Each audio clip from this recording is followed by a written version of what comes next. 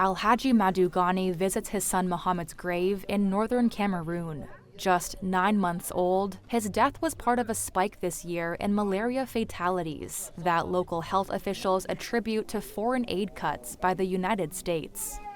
Before the cuts, Muhammad might have been diagnosed by a U.S.-funded community health worker or treated at a health facility with injectable artesunate, a life-saving drug for severe malaria paid for by U.S. funds. But that drug is now in short supply, and when Muhammad arrived after burning with fever for 3 days, the health center had none to give out.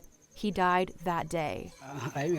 I don't want anyone else to ever catch malaria, Muhammad's father Ghani says.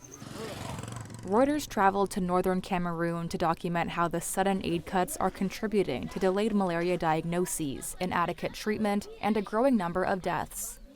This story is based on interviews with more than 20 doctors, nurses, community health workers, residents, and former U.S. officials involved in malaria programming. For nearly a decade, the U.S. played a leading role in northern Cameroon's malaria response. But upon taking office in January, U.S. President Donald Trump paused all foreign aid, including the President's Malaria Initiative, or PMI.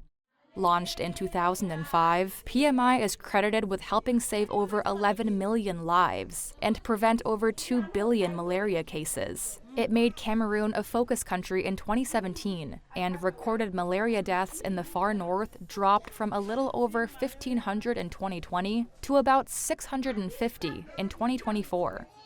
A limited waiver issued in February allowed life-saving work on malaria to continue, but PMI's 30 partner countries, most of them in Africa, have reported major disruptions linked to the closing of the U.S. Agency for International Development. PMI once funded half of all community health workers in Cameroon's far north, says Jean-Pierre Kidwang, the coordinator of the Far North Technical Group for Malaria Control. Kidwang says available trends indicate malaria deaths are rising sharply, though official data has not yet been released.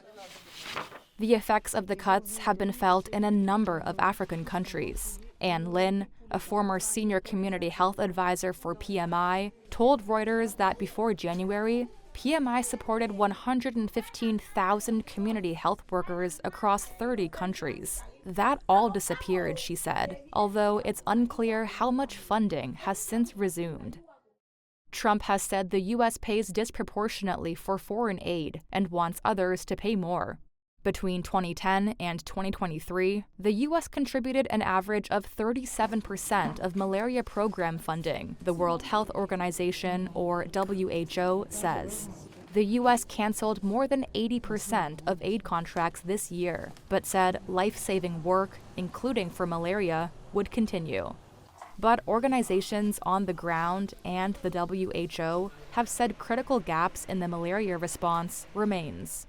A State Department spokesperson said in the future, it would provide support to fight malaria through bilateral agreements with partner countries, and committed to maintaining 100% of current U.S. funding for commodities, such as nets, drugs, and frontline health workers in fiscal year 2026, before asking governments to co-invest. They declined to give their current annual budget.